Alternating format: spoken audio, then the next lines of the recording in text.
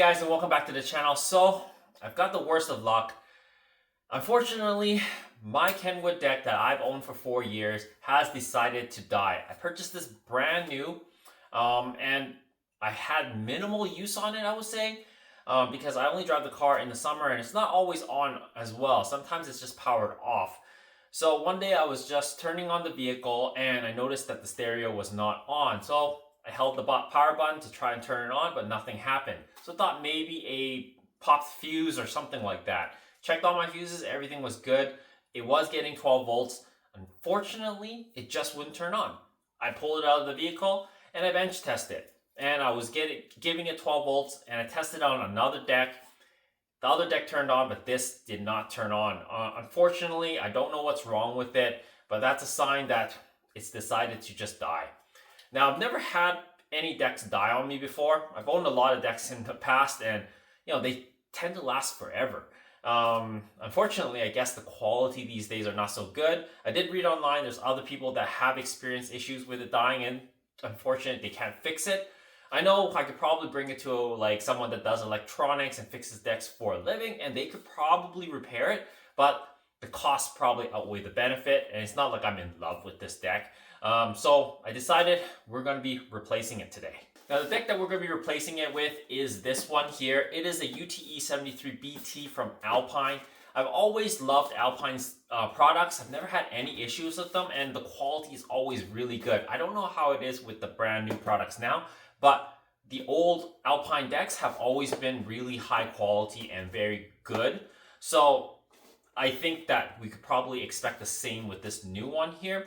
Now, the only downside with this one is it doesn't have a CD player. This is just a pure Bluetooth media player. So you can play USB as well as Bluetooth and you get the radio. The old Kenwood deck, I purchased that one because it allowed me to play CDs. But to be honest, I haven't played a CD in a very, very long time. It's just that nostalgia that I like about having a CD player. Pop in one of my old burned CDs and, listen to the music from back in the day when I actually burned CDs. I know nobody really does that these days, but honestly, I've never actually used the CD player for a very long time. I did use it at the beginning, and then after that, it was all Bluetooth because it's just more handy to link it to your phone and you get calls and all that stuff. So today we're going to be putting in this Alpine deck. All right, so if you are new to this channel, you probably haven't seen my other videos on how to remove your center console. It's pretty straightforward. There's a screw here, and a screw on the side here, as well as another one on the side here. This is for the ones that don't have a optional console here.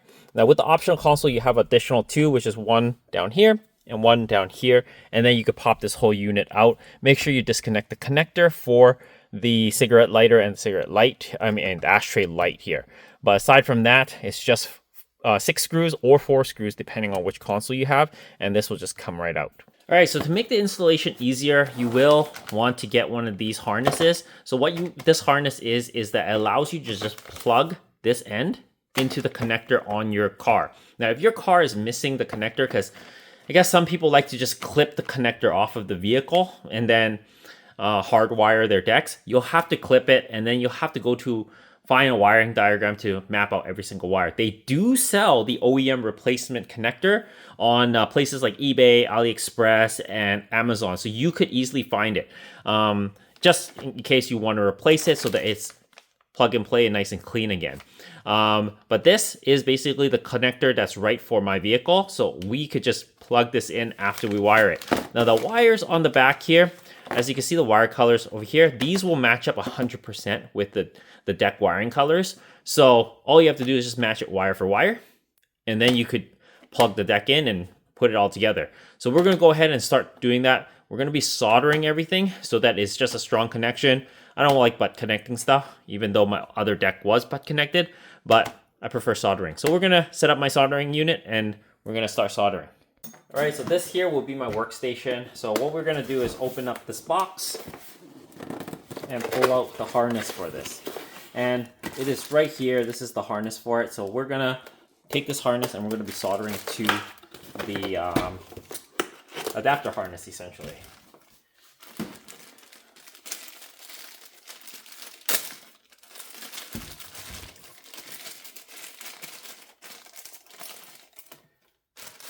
There's the harness. And here's the other one. Let's just open this bag.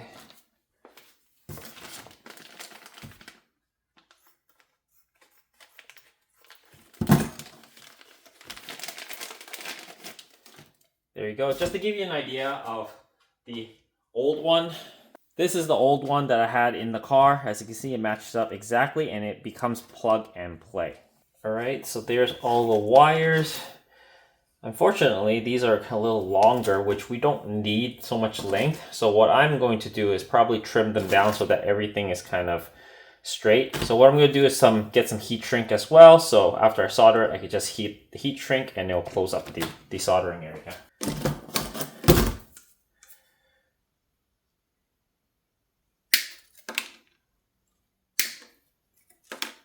There we go. Those are trimmed. These are just garbage now.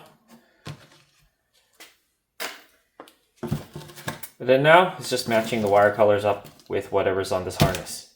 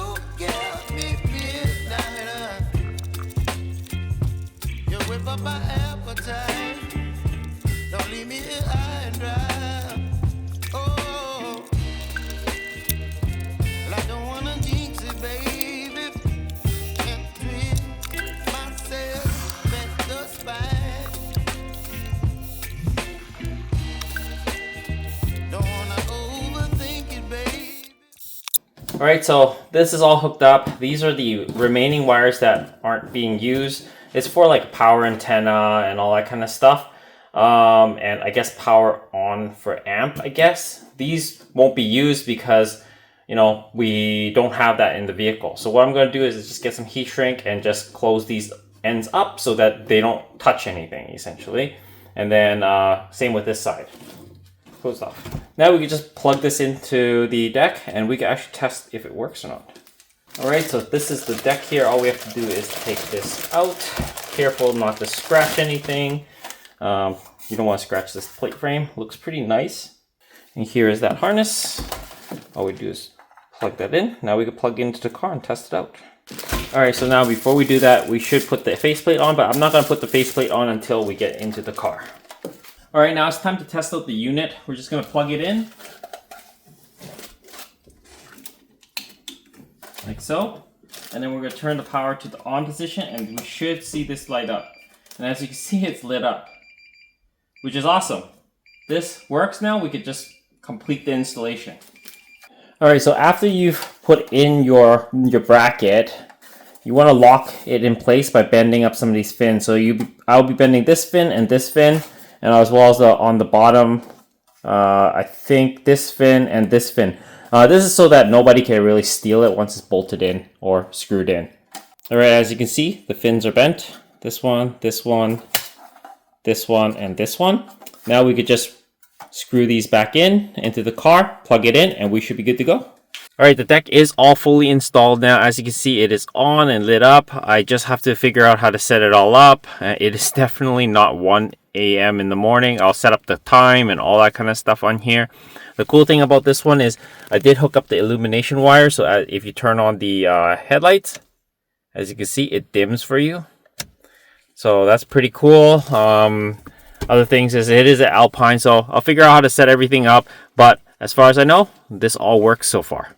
Alright guys, so everything is all fully set up in the Alpine unit now. It is fully installed and I've already configured all of the settings and everything, the clock, the colors, the radio stations. I even paired my phone to it and everything and tested out some of the music. It actually sounds really good and the system is actually very, very easy to use compared to the Kenwood one. I would say the Kenwood one takes a little bit of navigating to get through some of the menus, but this actually is very intuitive and it's very fast as well compared to the Kenwood one, which actually skipping to different menus actually takes a little bit of time. So a little bit laggier, slower, I guess. But I mean, the cost wise, this is actually more expensive than the Kenwood one, and the Kenwood one came with a CD player as well.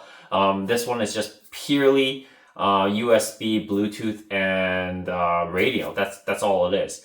But so far I like it, and it actually looks good, and I really like the Alpine brand. It's a very trusted brand, and I've always used Alpine units, but they are a little pricey, which is why the Kenwood one was really attractive at the beginning, but it actually died, right? So anyways, I hope this video helps you guys out. If you haven't already, please comment, like, and subscribe, and share my videos. As always, guys, I'll see you in the next one.